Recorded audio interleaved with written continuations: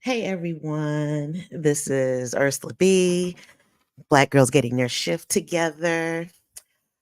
Oh man, the internet has been hot. Okay, we're going to get right into the topic at hand, talking about Monique and her response or lack of of response to her son. But before we get into that, make sure you share the video. Definitely like the video, thumbs up it, and please share it. Definitely share it. If anything else, share it. All right, let's get right into it. First of all, I've been reading a lot of comments and listening to several podcasts and videos on how can a mother, a parent, but especially a mother, be so disconnected from her son that she's acting the way that she does. And I used to be that person too. And I just recently got it as to why. And so I started putting the pieces together and it really makes sense. And I promise you, once we get through all of this, once you hear it and see it, you cannot unsee it. I welcome anybody to drop any of their comments in the chat respectfully, and we can get right into it. All right, so you can check out a video that I made a couple hours ago, and it talks about how Monique, the comedian, how her son pretty much was speaking his truth. And you'll have to go back. I can put the link in the description box. You'll have to go back and watch it.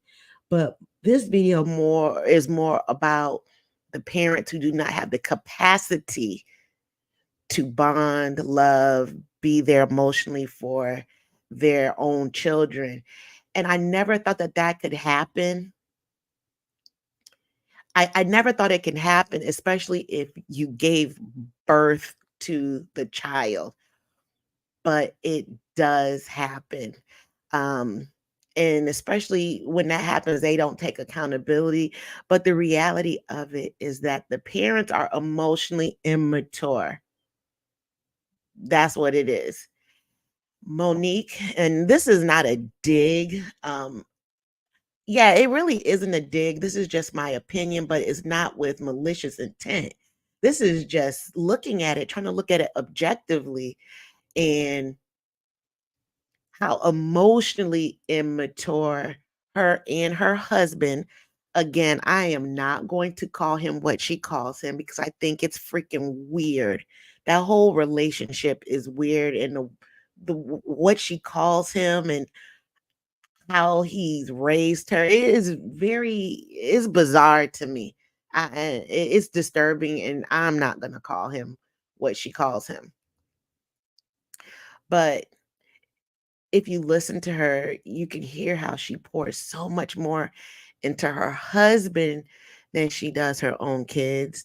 Well, especially I don't know if there's another older child, but I know there is Jalon, which I'm today years old when I found out he existed. I knew she had the twins, but the way she puts him on a pedestal, Monique is definitely male centered. I'm going to make a video about that as well, and a video about her husband and why he irritates the hell out of everyone. I just figured that out today too. So, when they responded, they meaning Sydney, the husband, and Mo, just to show you how emotionally detached they are, they talked about how they made car payments to the car that the son is driving in, and pretty much they centered more around the material items. But if you go back and listen to the video, they speak nothing about any kind of emotional capacity whatsoever. None. If anything, I even hear some kind of shaming as well. I mean, you all let me know what you think as far as him being 31 and he is wherever his station is in life. Maybe it could have been a lot further along, but that's what I heard with my ears. It's very triggering to me because I it I've grown up with that. It definitely sounds familiar. And so some of the comments were also saying that people were saying, what does the son have to complain about and keep it quiet? Um, it's his truth. It's his truth. And if he's been silenced for so long, how can he not be so detached? And I think that more people, and I get it because I've been this person and I'm still working on it, people are a lot more emotionally neglected than they even know. And I ask you all questions and you think about it. When you were younger, think about the time when a parent has missed a basketball game or a recital or I don't know, any kind of activities that you want to be proud in front of your parents about with your accomplishments. How did that make you feel when they missed that event? I'm sure it didn't make you feel good. I'm sure you weren't ecstatic. And I'm talking about these are people who really want their parents to have been at an event. Think about how does it make you feel or ever make you feel maybe that parent who was supposed to pick you up. They said they were going to pick you up. You got ready, you were so excited, and they never came. There were no call and no show. Or even think about when a parent treated your sibling better than they treated you. I'm sure that that did not feel good. It hasn't happened to me, but I've heard people say how that has made them feel, and it doesn't feel good. Think about a child or an adult child whose parents never said, I love you, ever. And over time, we say we do not care. But the reality of it is that we've ignored some of these situations, probably because they've become so painful and we become so hardened so that it won't hurt. It's like putting a tarp over a roof that's leaking and all that water, the rainwater is leaking inside of the house through the roof. But you know what? If you put a tarp over that hole in the roof, it protects the roof, it protects the furniture inside. Nothing else will become damaged. And that is no different than becoming hard on yourself and saying certain situations in the past never bothered you when in reality that they have. So you all talk to me in the comments. Let me know what you think. All right. So some people parents do not have the emotional capacity to be there for their child. Um, Mo, she's definitely talked about her past childhood traumas, and it does not seem like they've been addressed. Uh, I just don't see any kind of healing, like not even a little bit. Sounds like a lot of defense mode, fight mode, and it does definitely sound like unresolved baggage. And if you picture your parent, Mo, or any other parent who's had a tough childhood, and maybe they have experienced neglect or abuse, and they carry that emotional baggage, and carrying it can really make it hard for them to be emotionally available for their own kids. And they still may be grappling with their own past hurts, which can make it tough for them to give their children the love and attention that they need. You know, they're themselves are in survival mode, and their baggage may be so heavy. How can they carry anything else? And unfortunately, sometimes the children, they are casualties of the inner war that that parent may have. Sometimes depression and anxiety, they feel like heavy clouds that hang over a parent's head.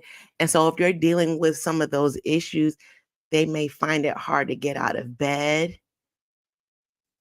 Can you imagine them trying to engage with their children emotionally?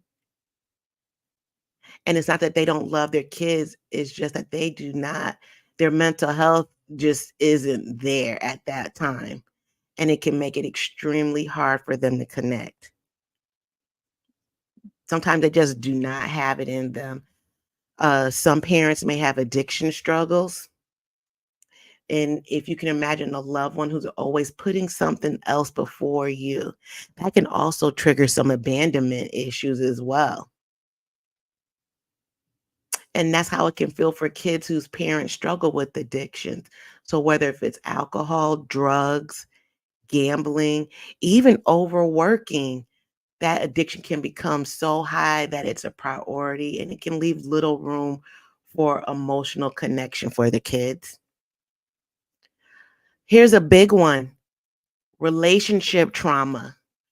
Sometimes when parents are going through a breakup or a rough patch in their relationship, it can be like an emotional roller coaster, and they may be angry, sad, stressed out, worried, and those same emotions can spill over into their interactions with their children.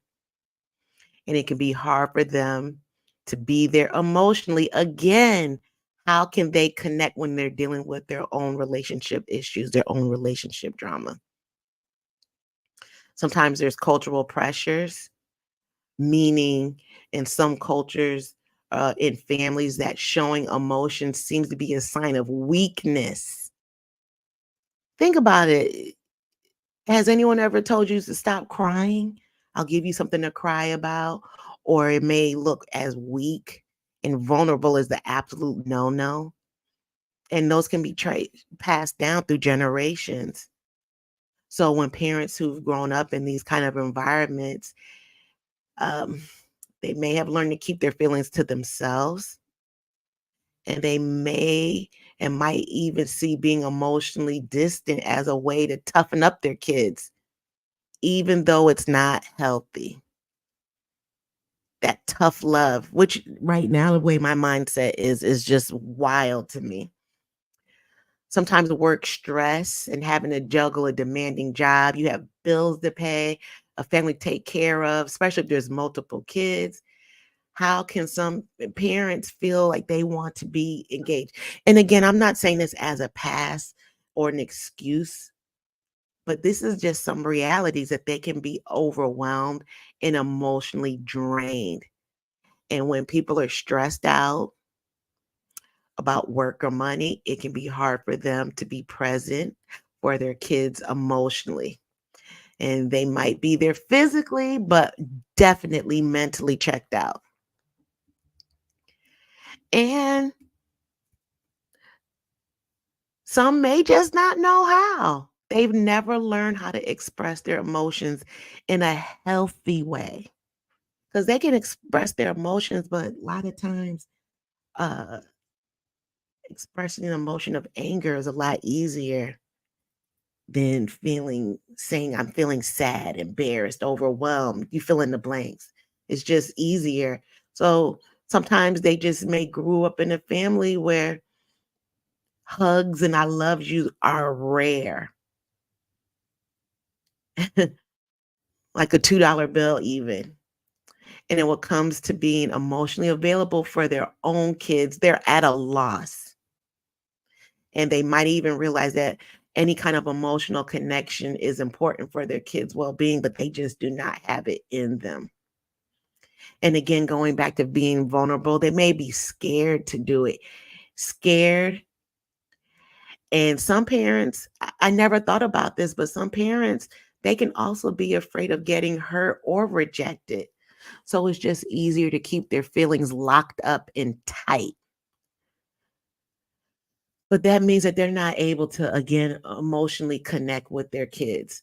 So the sad part about it is that people can stay stuck in these cycles, which creates more of an emotional distance. And I think that that's what's going on with Mo and a lot of our parents as well. And to say all of this, it's so obvious she does not have it within her. You can tell by the lack of accountability.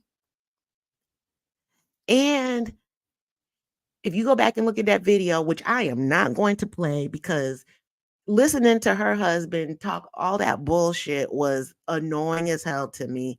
And I'm going to do a video on that. Um, but she had nothing to say. So whether you understand what I'm talking about or not, just look at the video for what it is. Her son, her DNA has addressed how he's grown up, but then her husband has dominated the conversation. And you can tell he's definitely emotionally unavailable as well as a stepfather. So can you think how that would make her son feel that he's addressing his mom, and then this man is speaking for his mother? Again, she seems so male-centered, and she's just there almost like his hype man, and, "Yep, uh-huh, speak it." That's all you hear her say, a couple words at a time. As a matter of fact, when she was about to say something, he cut her off and said, "Oh, I know what you're gonna say." And she tells him to go on and say it. It's giving codependency. It's giving dismissive. It's giving bullying. It's giving gaslighting. It's giving annoying as hell to me. They seem like an extremely codependent couple. So, it's just unfortunate. So, just a takeaway, again, this is not an excuse for her, but her emotional cup for her son is non-existent. And the great thing what I did here, and I meant to mention this earlier, it seems like her son has practiced radical acceptance, knowing that she just doesn't have it in her, and that more than likely his daughter will not be able to have a connection with his mom. I don't see this relationship going anywhere. It's gonna take a lot of therapy, a lot of self inner work, letting go of that passive aggressiveness.